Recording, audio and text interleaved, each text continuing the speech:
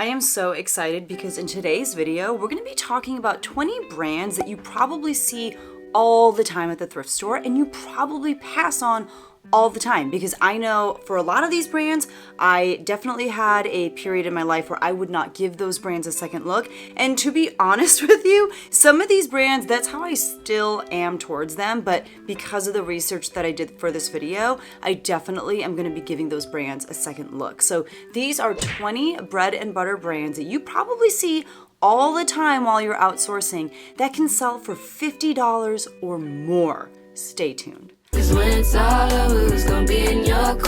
everyone, my name is Becky Park. I am a part-time reseller, which means that when I am not doing my full-time high school choir teacher gig or, functioning as a mom or working at church and doing different things there, I like to use my free time to resell, which means I go to places like thrift stores and consignment stores and garage sales, and I get clothes for as cheap as I can and sell them online for as much as I can. And it has been such a profitable and fun and exciting side hustle, and that's what my channel is all about. So in today's video, we're going to really hone in on 20 brands that I think a lot of you probably find very often in the wild. And the reason I wanted to make this video is because it's really fun and exciting to talk about brands that are super expensive to begin with and super exciting finds. But the truth is, we are just not going to come into those very often in the wild. And I think it's really important to know, based on what we have a plethora of, what is actually worth the pickup? What can I actually make money on? So what we're going to do is go through 20 different brands that you probably find at the mall or even at like local big box stores. And I will also have chapters in the description below if you want to skip around from brand to brand. So before we get into the list of 20 brands, I just want to share with you how I did my research, how I comped. So I did all of my research on Poshmark. Yes, I sell on other platforms like eBay and Mercari and those places as well. For me, it's easiest to look for comps using Poshmark, so that's what I chose. So how I did my research is I typed the name of each brand into the search bar. I would filter by women only, so just women's clothing, accessories, shoes, that sort of thing. And then I would filter by price. I chose 50 to 100 and then like 100 to 250. I didn't go above that because there's not a lot of like Maurices that is selling for $200+. And then I chose the sold filter. I also made a point not to look at items that sold that were new with tags, just because for me, when I'm outsourcing, the majority of the stuff that I find is not new with tags. And so I tried to stick with what kinds of things were selling for $50 or more that were pre-owned, usually in very good condition. So that's how I did my research. So if I were you, I would get out a notebook, a pen, and something yummy to drink, because this is going to be a long, dense video with lots of information, and you are going to want to take some notes, and you're going to want to stay hydrated. This is your daily reminder. Drink some water. But first, we're going to kick it off with one of my favorite brands from the 90s, Abercrombie Fitch. Now, Abercrombie Fitch has probably been around for a little bit longer than just the 90s, but that's kind of when they reached their heyday.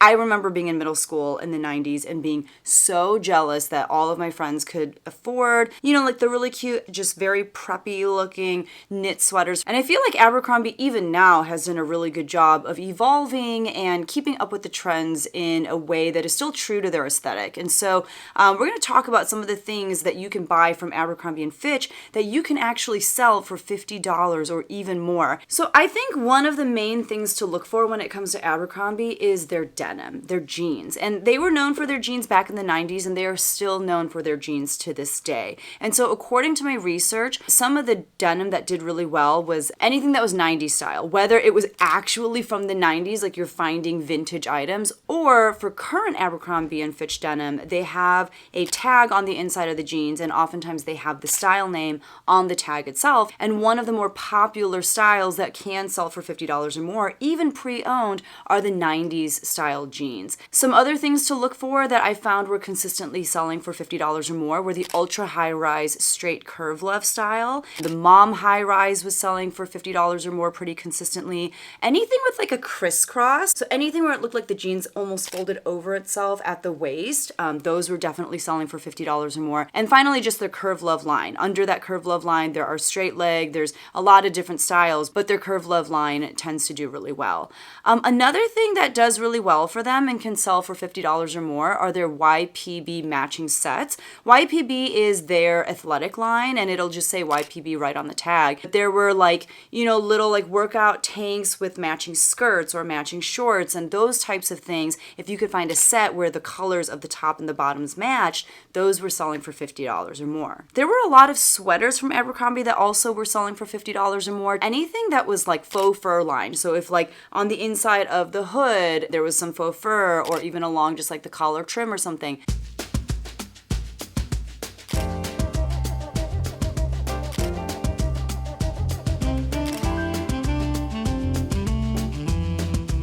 I also saw some dresses that were selling for $50 or more. Typically, it was their maxi dresses, and some style names that I kept seeing pop up were the Giselle. It was like a really pretty pleated dress, but the style of dress that I saw the most was the Emerson. There are a lot of different styles, but the commonality between all of them is basically that it's a fit and flare. It's almost like a baby doll dress. Like it kind of is fitted right here, and then right below the chest, it'll flare out a little bit. They have these dresses in a mini length, midi length, maxi length. They have sleeveless versions. They also have, which I think is the most common, like a puffed sleeve version. There are spaghetti strap versions. So there's a lot of different versions of this. There are some that are solid colored, some that have floral prints, some that are bright colors, more muted pastel colors. So lots of different styles, even under the Emerson style dress from Abercrombie. But generally speaking, if you find an Emerson dress from Abercrombie, you're probably going to do pretty well with it. And then under the dresses category, I would say the only other thing to really look for are linen dresses. So that means a lot of the other kinds of dresses from Abercrombie, and they have a lot, they weren't really going to sell consistently for $50 or more. But if you could look out for linen dresses, and then again, the Giselle or the Emerson dress, I think you're going to be able to make some really good money. Kind of in that vein, with Abercrombie pants, outside of the jeans category, there's one style of pants that just kept popping up over and over again, and that was the Sloan pants. Specifically, if you can find the high-rise, wide-leg Sloan pants. I think, again, with the Sloan, it comes in a variety of styles. There are skinny pants and tapered pants, but I think the ones that are consistently selling for $50 or more are the high-rise, pleated, wide-leg pants. And they just look very kind of like baggy and loose and comfortable, and like not like you're trying too hard, you know what I mean? You could wear them to the office, but like there's a little bit more of like a laid back feel to them. Those pants in particular, it almost doesn't even matter the color. Those seem to consistently be selling for $50 or more. And then a category that you're going to see pop up in basically every single brand that I talk about, which I think means this is the section of the thrift store that we should all be going to first, is outerwear. So basically in almost every single brand that I'm going to talk about, outerwear is something that will sell consistently for $50 or more. For Abercrombie specifically, I think the kinds of outerwear that I was seeing pop up the most were like their Sherpa denim jackets. Even denim jackets on their own, they can get right at that $50 mark. Sometimes if you're lucky, they can sell for even more. Another popular style was the wool dad coat. This was a wool coat that was very kind of like oversized and boxy and a little bit longer in length. I saw a lot of those popping up. And finally, a lot of their puffer coats. If you find any puffer coats from Abercrombie, again, length doesn't even seem to matter. Those were doing really well and selling for way over $50 usually. And then the last category that I will speak about when it comes to Abercrombie is vintage Abercrombie. I already told you about my love for Abercrombie in the 90s, and it seems like everyone is sharing the same infatuation that I had for 90s Abercrombie when I was living in the 90s today. They are all obsessed with 90s Abercrombie, and for good reason. It was really well-constructed clothing, and that 90s Y2K style is so extremely popular right now. So what do I mean when I say vintage Abercrombie? One of the biggest things to look out for are the 90s knit sweaters. Anything that is old school Abercrombie, there's a lot of like wool in these sweaters, there's some really fun prints, there's a lot of like Fair Isle, Alpine type prints. Anything that looks like you can wear at a ski resort, it's a good pickup. Another aesthetic to look out for when it comes to Abercrombie is that schoolgirl aesthetic, kind of like that Catholic schoolgirl look. Mainly I'm talking about little plaid skirts. Vintage like polo shirts aren't really gonna make you that much, but if you can find a cute little pleated plaid skirt that is vintage Abercrombie, that's gonna do really well for you.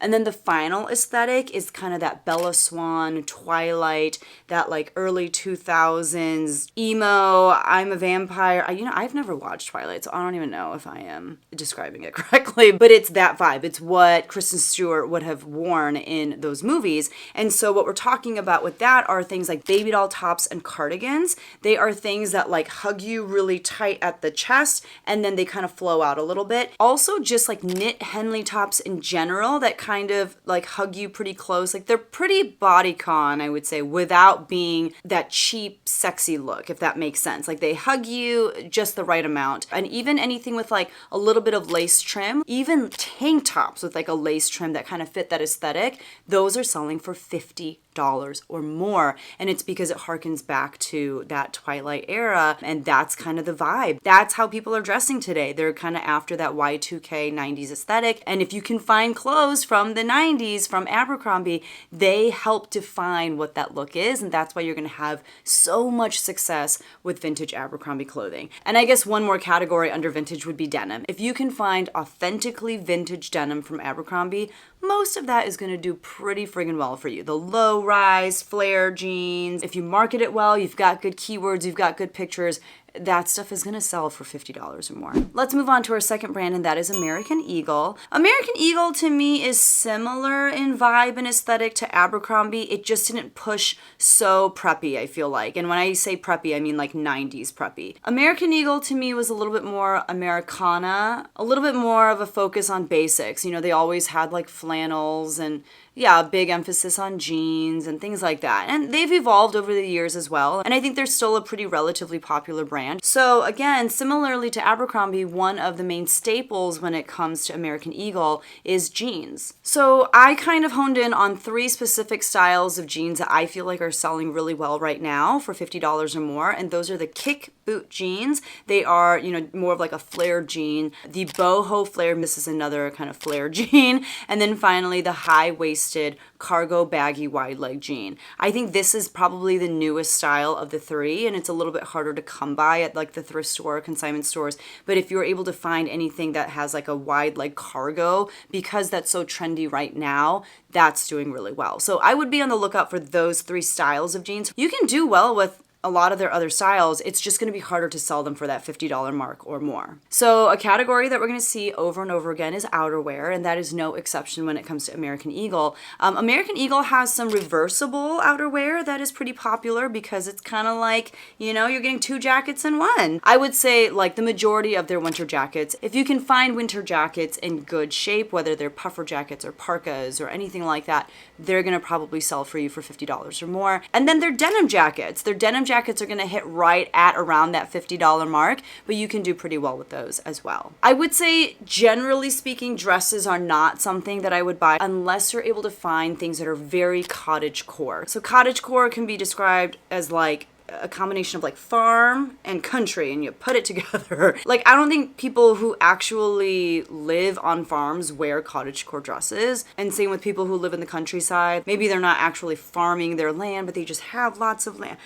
I don't think they're wearing these kinds of dresses, but it's like a romanticized version of that. So with cottagecore, you see a lot of like corset bodices, you see a lot of like puff sleeves, long flowy dresses, lots of floral print. And again, that's not like what I see people wearing when they're like milking their cows and stuff. I'm looking at Google right now and it says cottagecore outfits balance minimalism with Victorian inspired details. So that's where you're getting like the corset and like the puff sleeves and stuff like that. Regardless of where it came from and why it's so stinking popular today, it is, and I would say it's only those style of dresses from American Eagle that are really worth picking up, because those are the only ones that will sell for $50 or more. And that's not to say that you shouldn't pick up any of their other dresses. They're just not going to command that $50 minimum that I'm talking about in today's video.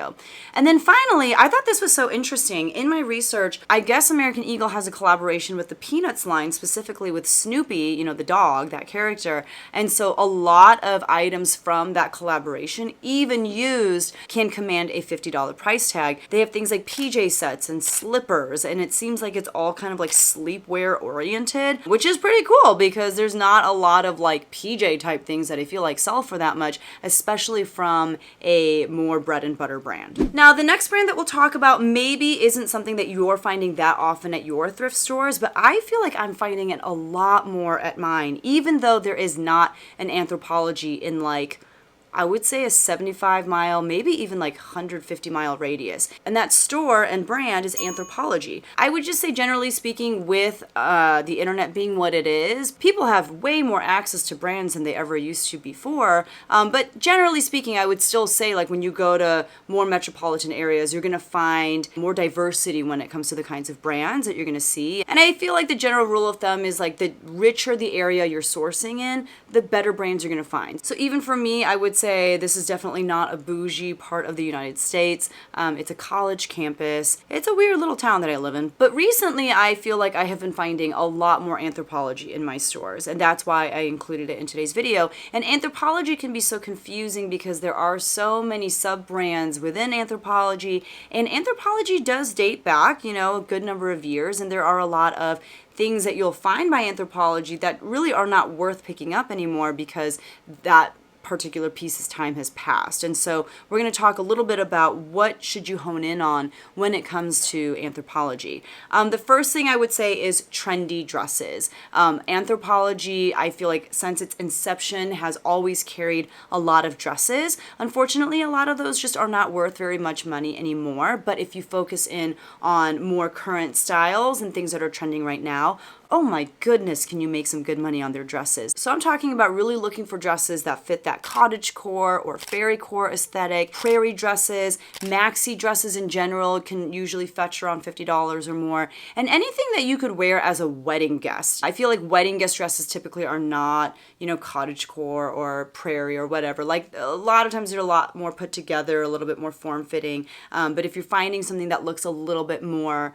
current and trendy, those kinds of dresses can do really well. A popular style to be on the lookout for that I feel like is selling really well right now for $50 or more, I think I actually have one of these, is the Somerset dress. It's a very kind of romantic dress. You can find Somerset dresses in like every length possible. There are mini dress versions, you know, knee length, midi, maxi. They come in all the different lengths. But how you know it's a Somerset dress is it has a split neck, which means there's just kind of like a slit and it opens up. So it kind of looks like a V-neck, but it's not really a V-neck. And then it's cinched at the waist. It's usually like some smocking, and then it flares out, and along the bottom there's usually like a ruffle. Again, this can come in all different colors. It can come in even all different fabrics. There are, you know, ones that are just regular cotton. There are some that are velvet. There are some that are more jewel toned or very neutral. There are floral colors, but in general, the Somerset dress can do really, really well. And then about a few years ago, within Anthropologie, they created a wedding line. So a separate line, still under the Anthropologie umbrella,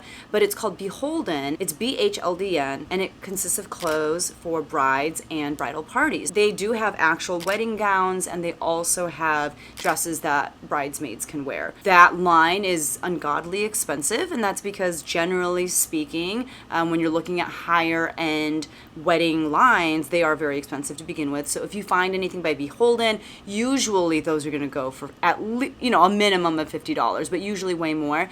The biggest thing I would say, especially when you are finding Beholden pieces that are pre-owned, is really look those pieces over very carefully. They're probably made of silk or satin, and a lot of times because they're being worn at weddings and they're being worn by bridesmaids and brides, you know, they're in these things all day. A lot of times people are getting married outdoors. There's a lot of like sweat stains all over these things. A lot of times people are drinking at weddings or they're eating, so there may be food and drink stains all over their clothes. A lot of times people's dresses are a little bit too long, so they're stepping on them. Check out the hems very carefully. I have been burned by so many bridesmaids' dresses. Oh, there's always like runs and stuff. You just want to really inspect those dresses from top to bottom, because chances are there is some kind of flaw on that dress, and you just want to make sure that it's not a flaw that makes that dress unsellable. But if you find a Beholden dress in good condition, man, oh man, can you make some really good money on that. Another line that you'll see often at Anthropologie, and it is its own brand, but they work together very closely, is Farm Rio. If you find almost anything by Farm Rio at this point, I would say, it's probably going to be worth $50 or more. And you'll know that you have found a Farm Rio piece if it has like all the colors of the rainbow, if it's like a very fun tropical print. A lot of times they have like fruit themes. It's just very fun, it's very loud, it's very vibrant, and if you find something like that and it says Farm Rio on the tag, you've got money on your hands. But some other things to be on the lookout for from Anthropologie are things like sweaters. They have a lot of sweaters that are kind of like that coquette style, or even like kidcore, just something that looks very kiddie-ish almost. Anything that's made of like luxury materials like cashmere, those are going to do really well for you. You should be on the lookout for their shoes. It's a little bit harder with shoes, I feel like, to know that they're from Anthropologie because usually it doesn't say Anthropologie anywhere on the shoe. But if you're finding shoes that were sold at Anthropologie and they're more current and trendy, those can usually sell for $50 or more. And finally, again, outerwear. Most outerwear from Anthropologie, even if it's a little bit dated, is probably going to sell for $50 or more. Next, we're going to talk about a brand that I find so much of, and I would say I pass on 75% of it, and that's because there is a lot of it on the reselling market. You have to be really smart about which pieces by this brand you pick up, and that brand is Banana Republic. I do not pick up a lot of their career wear pieces. I don't pick up a lot of like their button-up shirts or their slacks or pencil skirts and things like that. Those just don't make a lot of money, and there's a lot of that stuff on the resale market already. But what I do focus on are their dresses. Banana Republic dresses can do extremely well, and I'm talking specifically like maxi dresses, classic dresses. And when I say classic, I'm kind of again talking less about career wear pieces and more like the kinds of dresses that you would wear, I don't know, like in a photo shoot with your family or as a guest to a wedding or something like that. Like things with like pretty prints, or things that are very nautical, or things that are a little bit more like equestrian or safari, like not things necessarily that you would wear to work. Not that you can't wear these things to work, but I'm not talking about like business power, you know, like sheath dresses, that sort of thing. I'm mainly talking about not those. That's a weird way to say it. You can also do really well with like party dresses from Banana Republic, you know, things that are like covered in sequins, or I don't know, like things you would wear on New Year's Eve or something like that. And then finally, if you find dresses that are made of 100% silk, those are going to do really well for you. There are some vintage Banana Republic pieces that can do well, specifically anything that has like a safari aesthetic to it, anything that's like that khaki or green color, anything with like lots of pockets and a belt. They have like dresses with that style too, with again that kind of like safari pocket and like the collar. If you see things like that and they're vintage, those honestly can sometimes do really well. And then again, outerwear. A lot of outerwear from Banana Republic is going to get you $50 or more. I'm talking about trench coats and pea coats with like sheer. They have actual leather jackets, because this is a brand that does use high quality materials like leather, like silk, like cashmere. You'll see a lot of that. Generally speaking, even if the brand is kind of whatever, if it's made of a luxury material like cashmere, like alpaca, like leather, those kinds of things, you're going to get more money for those items. And then finally, blazers. Even with blazers, I would be really careful. But if it's a kind of trendy looking blazer, I think you could get $50 or more for it. You know, I think that is one of the staples of Banana Republic is their career pieces, their suiting. But I do still think you have to be really careful about which blazers you pick up. And I think that's the biggest thing to keep in mind when it comes to Banana Republic. I really think recency is going to be a huge factor. You want to pick up things that are from within like the last maybe 2, maybe 3 seasons, but anything farther than that, you're looking at things that are maybe a little too dated.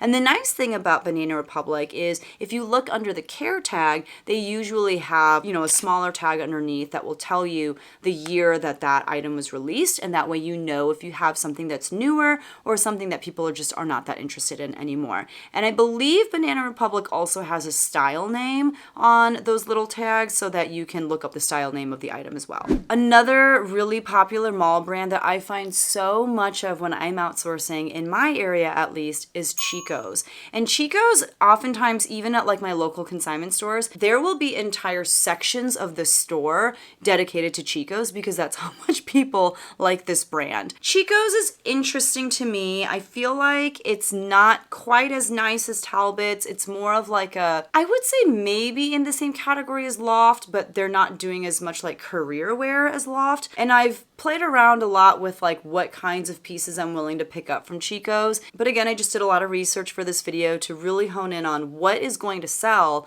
for $50 or more. So one thing that I did see come up pretty consistently from Chico's were their dresses. Not all dresses, a lot of dresses were selling for way under $50, but specifically the longer the dress, it seemed like the more money you were going to make on that item. So midi dresses, maxi dresses, I think those are generally the only ones that were selling for $50 or more. And kind of like the more they had going on, the more money you were going to be able to make from them too. So if there were a lot of like beads or jewels, or if like they had like a fun bohemian print or something, those were the dresses that were, you know, selling for $50 plus. Chico's does have like a slightly more, I don't know, like bohemian is not necessarily their vibe, but I think because that's something that's been kind of popular lately, like you are seeing that built into a lot of their pieces more now.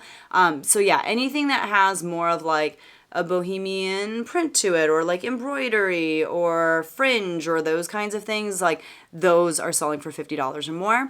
They actually have some sets as well. They'll do like sometimes 2-piece sets or 3-piece sets. An example of that is they have a line called their Travelers line, and it'll literally say Travelers by Chico's like on the tag, and that line is clothing that you're supposed to be able to travel with, and they don't really wrinkle. So you can like throw them in your suitcase, you can wear them on an airplane, and they're not going to wrinkle on you. They're made of like, typically it's like an acetate, spandex, maybe some polyester, a blend of those materials. It's very like slinky feeling. There's good weight to the fabric. And so they sell a lot of 2 or 3-piece sets from within that Travelers line, and it'll be like a tank, a cardigan, and like a pair of pants or something. A lot of their bags actually can sell for $50 plus. I was seeing like crossbody bags. I was seeing special occasion bags with, again, like a lot of beading or a lot of jewels and things like that. Even woven bags. I don't have a lot of personal experience with Chico's bags, but that's definitely something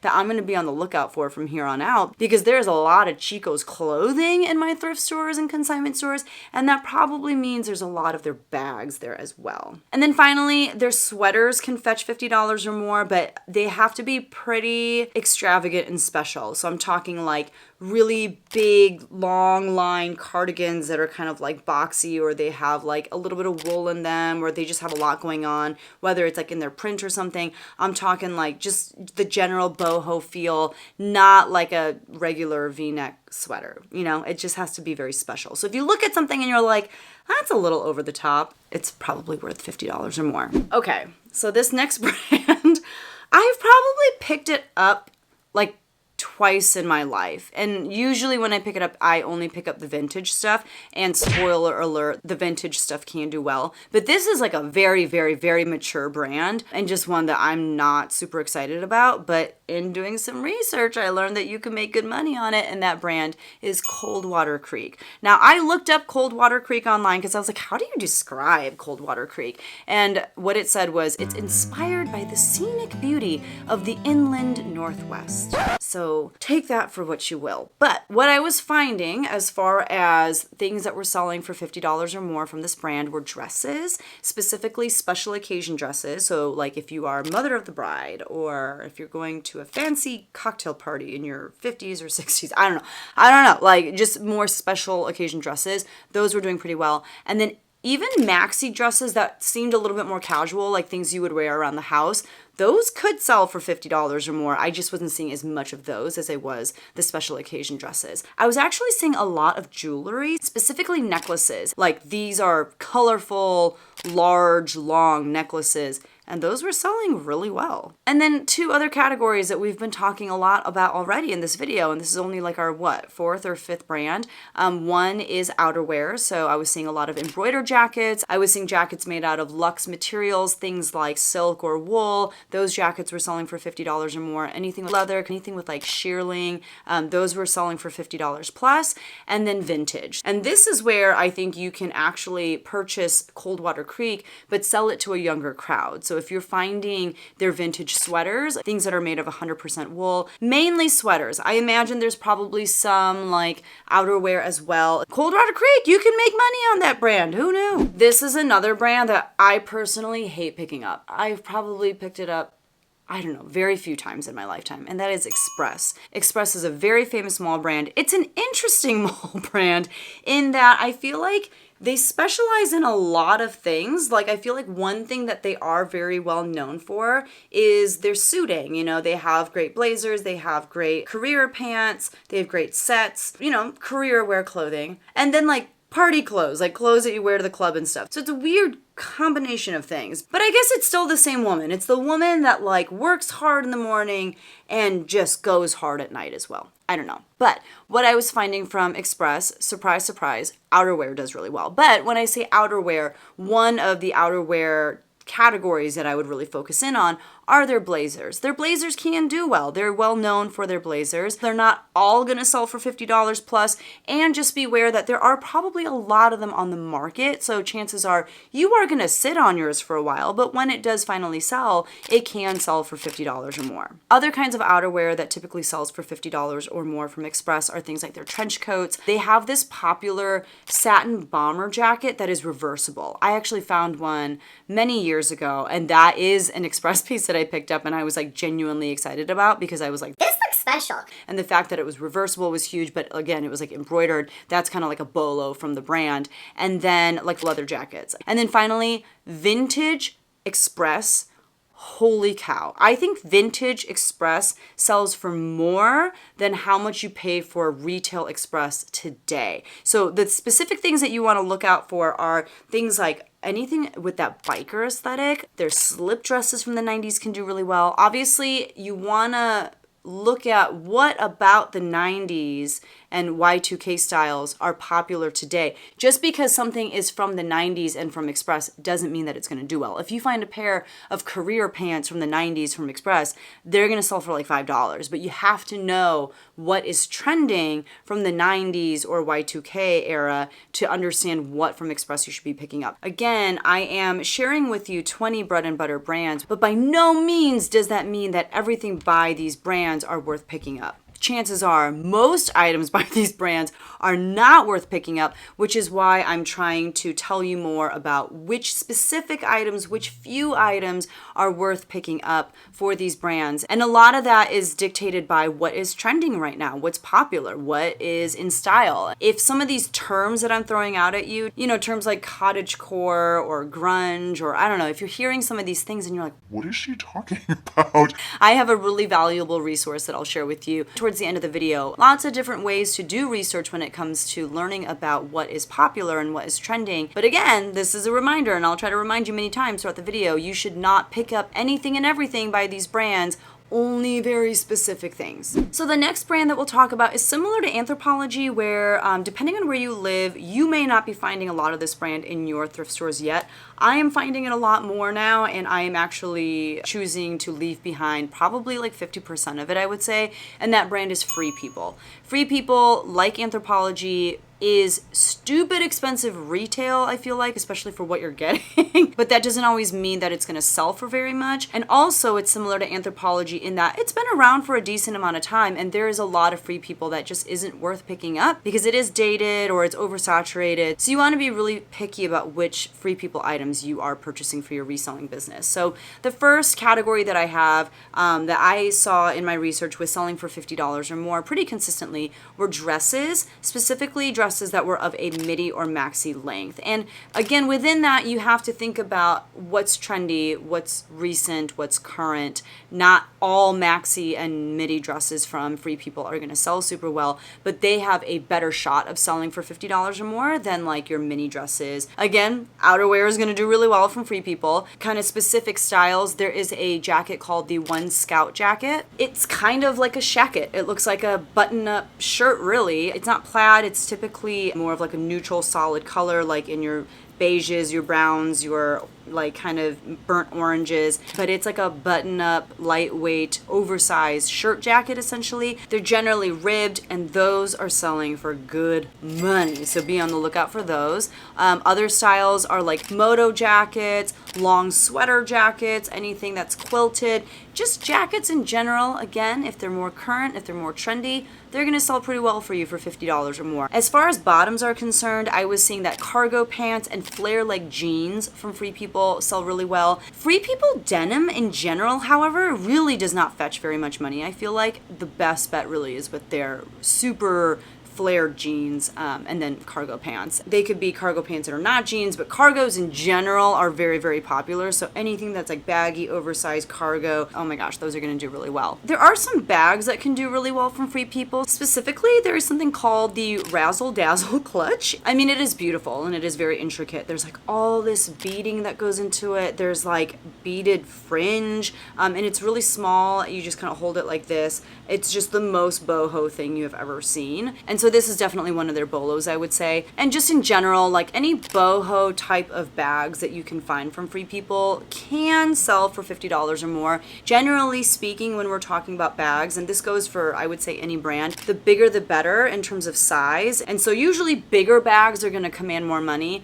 but that Razzle Dazzle bag, it's little, but holy cow, just because of all of the materials included and how much work it must have been to make those are worth some good money. And then finally, Free People does sell shoes, and their shoes are honestly actually very pretty. They look really well made. They're very boho, but their boots can sell well, and they can sell for $50 or more almost every time. The next brand that we'll talk about is J. Crew. J. Crew is just your all-American brand, and it dates all the way back to, I want to say, the 80s. Like, does it go back to even before the 80s? I'm not quite sure. I think that today's J. Crew is not as successful as it was even, I would argue, like 7-8 years ago, and certainly not as successful and popular as it was in the 90s. I feel like in the 90s, J. Crew was like, oh, it was just what people wore. I don't know, like everyone got their J. Crew catalogs. That's what they wore when they went sailing and when they rode their horses and when they, I don't know, that's just like what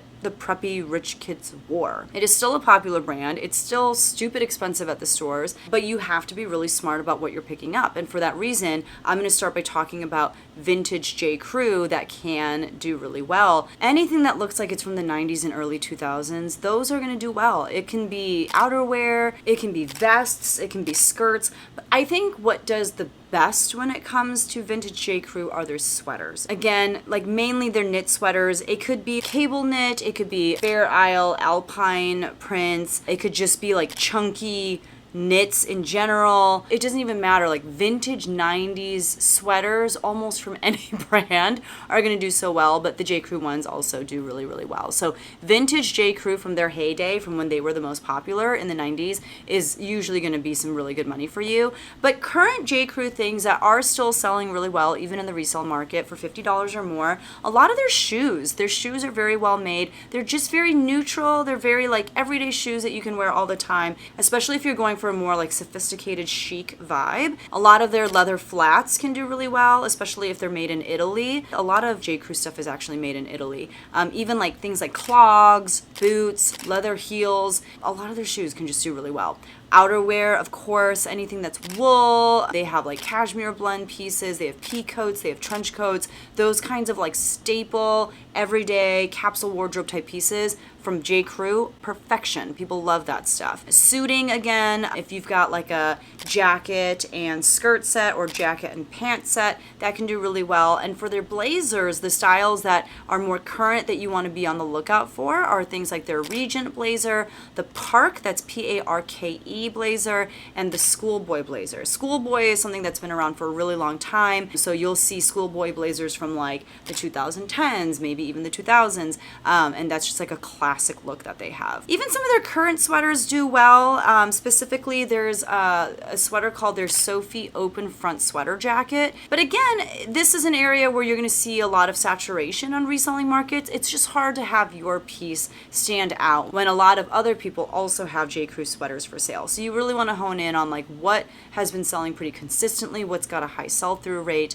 Those are the things that you want to look at. Their dresses can do well. Again, you just want to be kind of careful because there are a lot of dresses from J. Crew. A lot of them are from maybe like 7 or 8 years ago, and so they're not quite as popular as what's right now, or maybe vintage stuff. Some things to be on the lookout for are things that are a little bit more nautical, whether it's because of like the colors or whether it's because of the actual prints on the dress. There are some jumpsuits from J. Crew that have been selling in that $50 to $75 range, but you're trying really hard to stay away from very casual things that you would just wear around the house. Those are definitely not selling for $50 or more online typically. You want to look for things that are a little bit more structured, have some pleating to them, or have more fabric, so things that are like a longer length. Those are generally going to sell for more. And then finally, leather bags from J. Crew can do really well. They are really expensive inside the store to begin with, and they make a beautiful bag. They're super neutral usually. They're just classic. Again, fit that sophisticated chic vibe, perfect for women in the workforce. So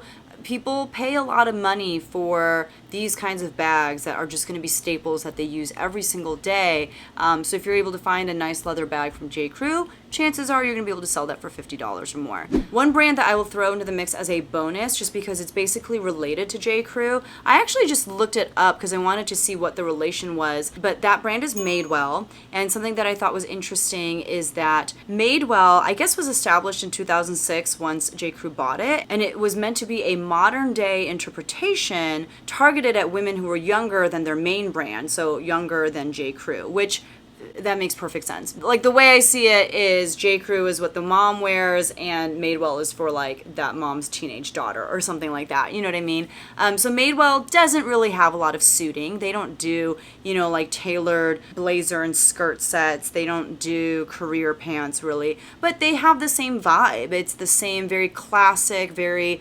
Americana, just that look. It's pretty like clean cut, I would say. And if you're trying to figure out what from Madewell is going to make you some good money, it's a lot of the same stuff that we talked about from J. Crew minus the vintage factor, because there's not really vintage Madewell yet. It hasn't been around for that long. So same kind of thing. Madewell's bags actually kind of have a little bit of a cult following. They make really good bags, and again, they're just a little bit more younger in style than J. Crew. Some of their shoes can do well. Some of their dresses can do well. You're going to make some money with their outerwear, but where you can probably find it the most often is in their denim. Their jeans are stupid expensive to begin with in stores, but they have a bit of a cult following. People really like Madewell denim. There are certain styles that do better than others. Some styles really just are not even worth picking up anymore. So you just want to look to the more recent, current, trending styles when it comes to their jeans. So right now, what's trending as far as denim is concerned are wide leg jeans, more slouchy jeans, baggy jeans, and so like the Emmett high waist wide leg style is going to do pretty well. The perfect vintage jean is still doing pretty well. The Cali demi boot is still doing pretty well. Even some of their straight leg jeans can do well, but in general, Madewell can do pretty well for you when it comes to their denim. All right, going back to a little bit more of a mature brand, and a brand that again I see a lot at my local thrift stores and consignment stores is J. Jill. J. Jill is kind of catering more so, I think, to the woman who wants to be comfortable. She's like hanging out at home, she's knitting, she's drinking tea. She's not going to the office a lot. I think they do some like blazers and career pants and stuff like that, but that's not super their focus, I would say. J. Jill, I think the pieces that do the best by this brand are like more of their log and look pieces. That's like their layered kind of oversized pieces, because again, I think the woman who's wearing J. Jill is really looking for comfort, but she wants to look put together. So the things that do well from J. Jill are things that are log and look, things that are comfort, things that are made of more higher quality materials like linen and cashmere. And especially with J. Jill, if you can find bigger sizes, if you can find plus sizes, clothes in those sizes are typically going to sell for more than if you're finding clothes in smaller sizes. Like if you have a choice between picking up a dress from J. Jill in a size 2 or in a size 22, you should go with the size 22. That's where the money's going to be at, because there are more people looking for a size 22 than there are size 2, especially when you're looking at stores like J. Jill or even, some of these other brands that I've talked about. Coldwater Creek, bigger sizes are going to do well. Chico's, like the more mature brands, typically bigger sizes is even more important than brands like J. Crew and Madewell. But even for those brands, the bigger the size, usually the more money there is in that item. J. Jill also, similar to Chico's, has like little sub-brands almost. So the sub-brand for J. Jill is called Wherever, and that line can do really well because typically Wherever linen pieces are made of 100% linen, and people who like linen, like they are super into it and obsessed with it, and they will spend a lot of money on it, and that's because that fabric is so lightweight and breathable. I personally don't like it very much because it drives me crazy how easily it wrinkles. I don't understand how people manage to wear linen and look put together. I always look like a sloppy mess because everything is so wrinkled. But J. Jill's linen line is very popular. Their dresses can do really well, and typically their dresses are very flowy. They're very relaxed fitting. Their maxi linen dresses are going to do the best for you. They are your best bet when it comes to making $50 or more with this brand. Another thing that can do really well from J. Jill are oversized sweaters, whether they are dusters or cardigans or just actual sweaters that are more like tunic length. You're not gonna find cropped pieces at J. Jill. They're all about how much bigger and more oversized and longer can I make this item? They're not looking to shorten things up, if that makes sense. Again, their outerwear pieces are going to do really well for you. Their quilted jackets, their leather jackets, anything with a southwestern print, their pea coats. But those are the kinds of pieces that you're looking for from J. Jill, things that fit that vibe. Anything outside of that, which they still do sell, they do sell more like form-fitting sweaters, and they do sell dresses that are a little bit more put together, like shirt dresses and things like that. Those aren't going to do as well. And again, I think it's because generally speaking, the reason people are shopping at J. Jill is because they want something that's a little bit more comfortable. The next brand that we'll talk about is not necessarily a mall brand. I don't know if they have a standalone store for this brand, and that brand is Lauren Ralph Lauren. This is a brand that you can find at a lot of department stores like Macy's, Dillard's. I'm sure that you can find it at a lot of other ones. It is part of the Ralph Lauren line. Obviously, Ralph Lauren does really well. Polo Ralph Lauren does really well. And it's all kind of the same, I would say, as far as like what does well for Lauren Ralph Lauren. Those are some of the things that you can look for in all of the other Ralph Lauren lines. But the reason why I chose the Lauren Ralph Lauren sub-brand specifically is because I find it so much. I do find a lot of Polo Ralph Lauren too, but I feel like Lauren Ralph Lauren is a little bit more unknown as far as what does well for it, and I have found a lot of success with this brand over the years, so I wanted to share my experience with you. Outerwear is going to do really well for you. Things like denim jackets, especially if they have like patches or applique on them, things that are very like almost equestrian themed or just very preppy. And again, when I say preppy, I mean like 90s preppy. But yeah, anything with like more detail on them, that's what's going to drive the price up. I think just a regular denim jacket, that might not actually bring you $50, but if you're finding denim jackets with like little things on the shoulders and little chains and little, again, like patches and stuff, that's what's gonna get you some good money. Their wool blazers can do really well. Their trench coats, utility jackets, those sorts of things. Sweaters can do really well from Lauren Ralph Lauren. I'm talking hand knit sweaters. I'm talking things with like Aztec or Southwestern prints. Even like their jackets with Southwestern prints on them can do really well. And then vintage sweaters from Lauren Ralph Lauren, things with like Nordic or Fair Isle or holiday prints, those are going to do really well. A lot of bags from Lauren Ralph Lauren can do really well. Anything that's like a leather bag, whether it's a big leather, tote or shoulder bag or a crossbody bag. Straw bucket bags from Lauren Ralph Lauren can do really well, get you around that $50 price point. And finally, there were a good number of career dresses from Lauren Ralph Lauren that were raking in $50 or more, but only in bigger sizes. If you're trying to sell a dress by Lauren Ralph Lauren that's a career dress in a size 2, you're going to be sitting on that for quite some time, and chances of you selling it for $50 or more are pretty slim. Lauren Ralph Lauren is similar to J. Jill and Chico's and those brands where you really have to make sure you're staying above like a size medium, I would say, if you want a good chance of selling it and not have to hold on to it for like 2 or 3 years. I will throw in another honorable mention brand here, and that is Calvin Klein. Calvin Klein to me is similar to Lauren Ralph Lauren, and it's only because we were just talking about career dresses, and career dresses, I would say, is Calvin Klein's bread and butter. I think Calvin Klein, there's really only 2 things worth looking at, and that is their career dresses and that is their outerwear. And even with both of those things, you still have to be really careful about what you're getting, especially paying attention to size. Bigger is better when it comes to Calvin Klein. But with career dresses, with outerwear from Calvin Klein, similarly to Lauren Ralph Lauren, you're finding them mainly at department stores. But if you're smart about the career wear dresses and outerwear that you're picking up from Calvin Klein, there is some good money to be made there as well. Next, we'll talk about Levi's, and we'll keep this short because really Levi's is known for one thing, and it's denim. Yes, they sell other things as well. They sell like shoes and they sell t-shirts and stuff like that. You're not going to make $50 or more selling things from Levi's, however, that are not denim for the most part. I'm sure there are exceptions. But when it comes to denim from Levi's, there's so much that will do really well for you, but you just have to be really careful about what kind of Levi's you're picking up. Levi's does have a lot of sub-brands. They have a lot of cheaper sub-brands,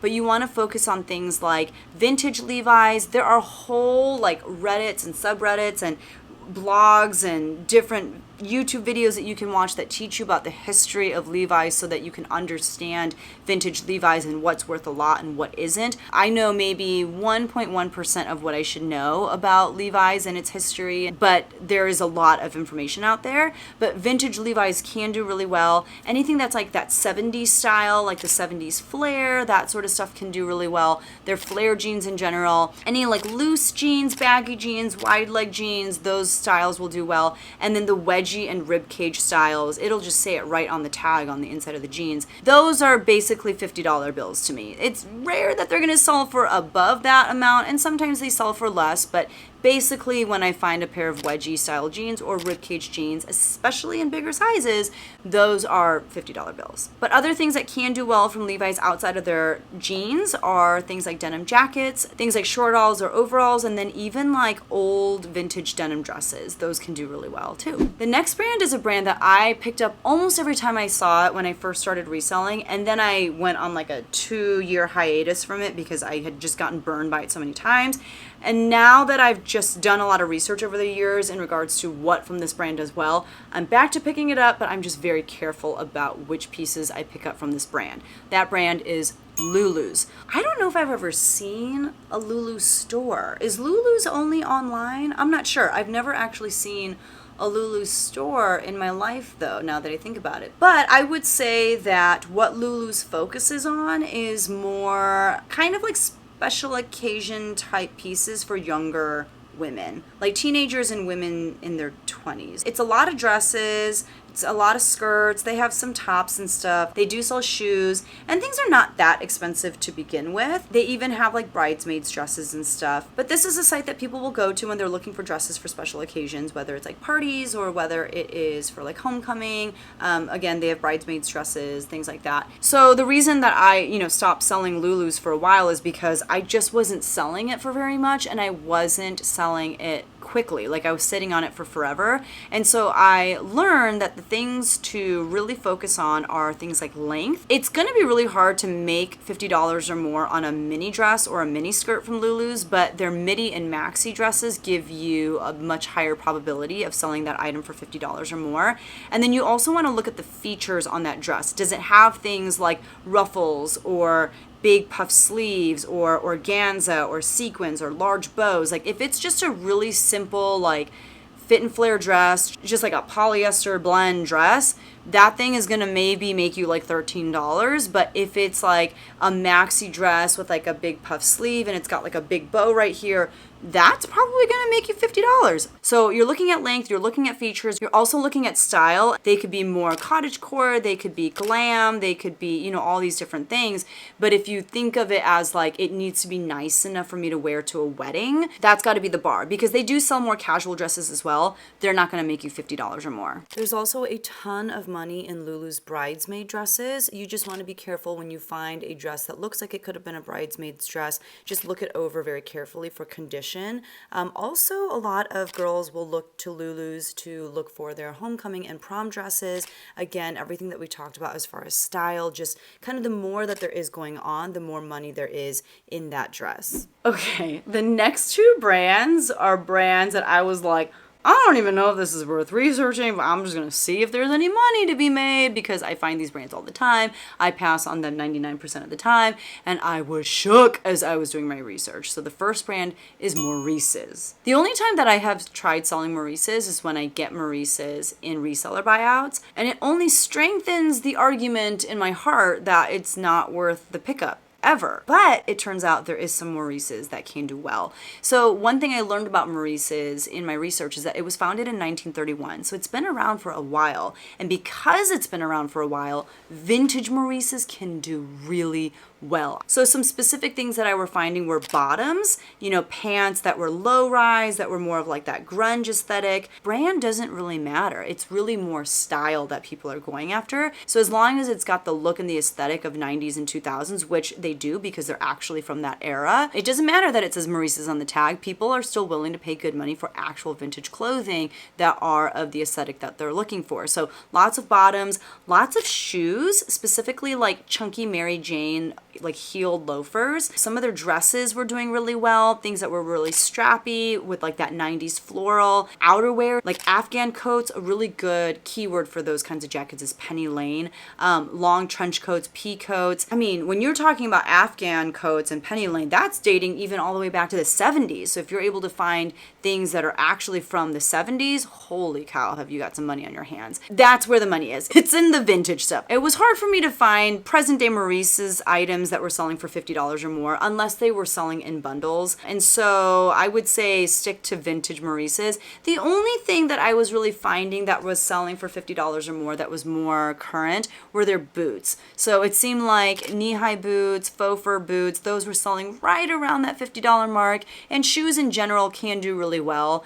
So that didn't surprise me, but vintage Maurices is where it's at, apparently. The second brand that's similar to Maurices in that I leave the majority of it behind is Old Navy. And the reason for that is because Old Navy is known to be kind of a value brand. They market themselves as, hey, you're going to get a great deal when you shop here. They're always running a ton of sales. There's always things for like $5. And when I go there to get clothes for my kids, sometimes I'm able to find shirts for like $1.97. They're just known to be cheap. However, again, if you're focusing on their outerwear, things with wool blend, things like their parkas, their puffers, some blazers, those can do really well for you. And one like random bolo is there's this like boyfriend flannel shirt in like an orangish brown color that apparently Taylor Swift wore on the cover of her album Evermore. So that's a bolo because 90% of the world is Swifties, and if she wore it, they want to wear it, they want to own it. So that one piece can sell for $50 or more. Like you're probably able to get more for it than what it even sold for just because Taylor Swift wore it on her album cover. But aside from that, the only other things that I really saw from Old Navy that were worth some good money, vintage overalls from Old Navy were doing really well.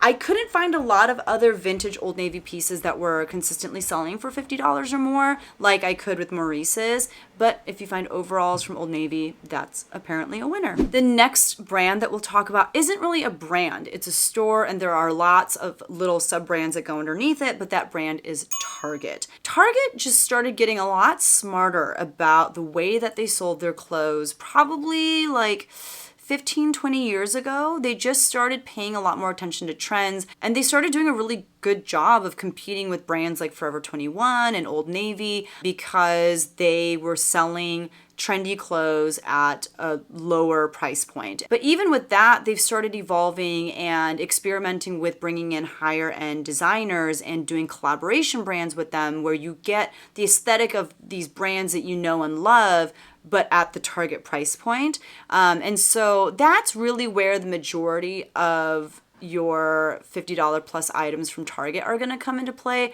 are with those collaborations. And I will say too, with Target, it is a little harder to compete if you're not finding things that are new with tags, just because there are so many things that are listed and are selling that are new with tags. Again, in my research, I looked specifically at items that were not new with tags, and the 3 different collaborations that I'm going to focus on in today's video, these were things that even items that didn't have tags were selling for $50 or more, but it is harder to compete in that space if your items are not new with tags. So I just wanted to throw that out there. But the first collaboration that I saw do really well was with Christopher John Rogers. The pieces from this collaboration were really colorful, really bold. They had exaggerated silhouettes, like oversized, huge puff sleeves, that sort of thing. And the most popular thing from this collaboration that did well and would consistently sell for $50 or more were the maxi dresses. The next collaboration was with Janae Naylor. There was like a denim corset that was selling for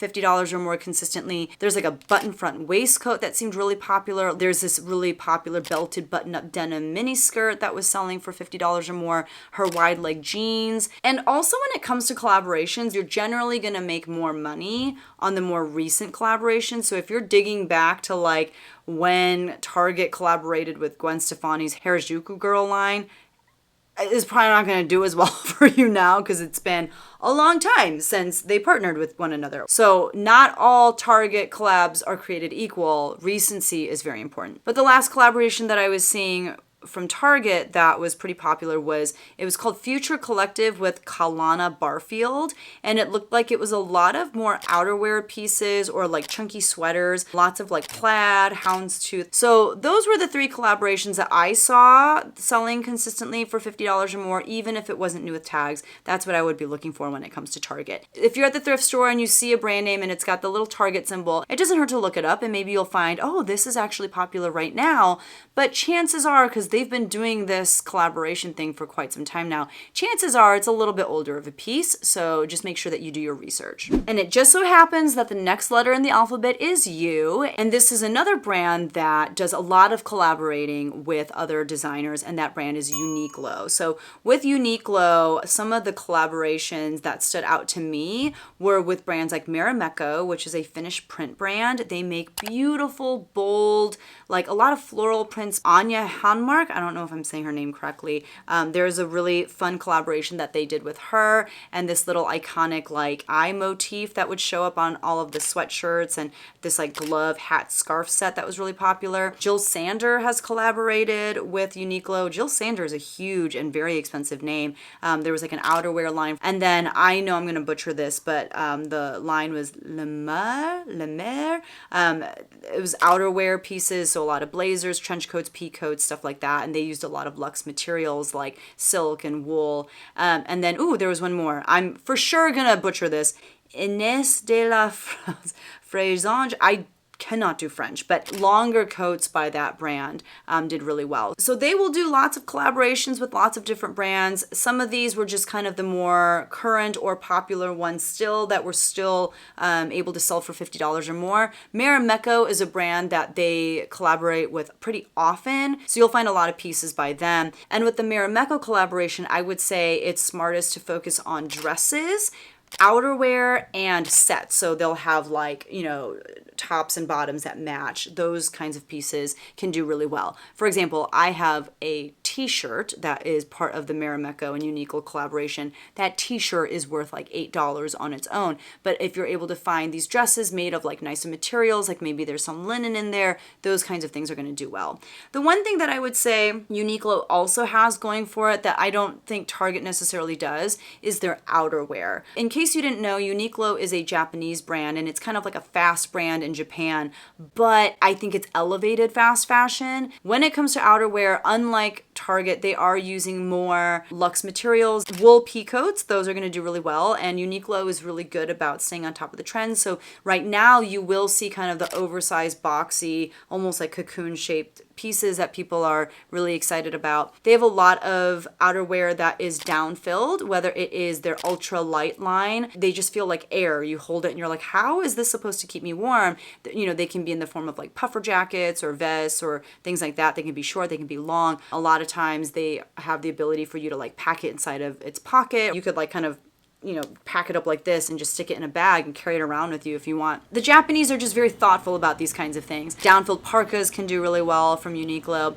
And then there is another thing, kind of like, their Airism, their Heat Tech, there is something called Block Tech. And this is a fabric that is water repellent, it is windproof, and like their trench coat with Block Tech technology can do really well as well. All right, the next brand that we're going to talk about is Urban Outfitters. Urban Outfitters is just a very trendy store. They like to push the envelope a little bit, and it's more so for like, I would say, like high schoolers and college students. Right now, what I think you can make some money on when it comes to pieces from Urban Outfitters are some of their pants Anything that's like super oversized, those are gonna do really well. Their outerwear can do really well. And again, they're just really trying to follow the trends here. There's a lot of like oversized, quilted, patchwork type things, but even their puffer jackets, things with faux fur, things that are a little bit more sporty, things that have like prints on them. Like I was seeing printed jackets from Urban Outfitters that had like a yin yang or something like that. Just things that are very bold,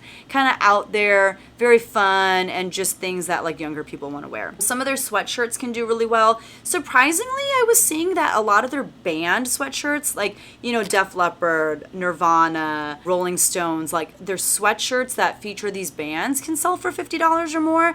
It seems like this is a trend, like the band tee that's kind of been hanging out with us for the past 2-3 years, and I thought it was on its way out, but it's still going pretty strong. So if you see them in sweatshirt form, that can do pretty well. And then like tie-dye is still going strong at Urban Outfitters as well, consistently selling for $50 or more.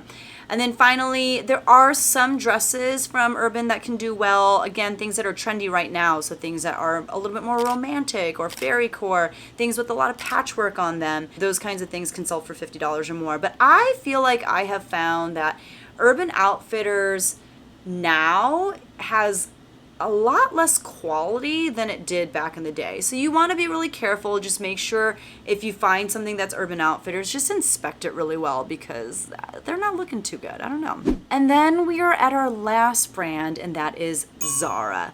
Zara is a fast fashion brand from, I want to say Portugal, or is it Spain? It is Spain. They are basically like an elevated Forever 21 is how I would describe it. It's better quality for the most part, but it's fast fashion, it's trendy. They're focused on quantity and volume more so than honing in on like, this is our vibe. Like their vibe is what's popular right now, and they're gonna have something for everyone. One thing that's particularly special about Zara is that there's always like blogger favorites. So if you're able to follow like influential fashion bloggers and see which Zara pieces they hone in on and which pieces they state as like the it piece of the season, those pieces most likely are going to sell out and eventually sell for even more in the resale market than what they retailed for. So if you can learn how to do that research, that is going to serve you really well. And I would say Zara was one of the brands that was pretty hard for me to find comps for, just because that's a lot of what was happening. Was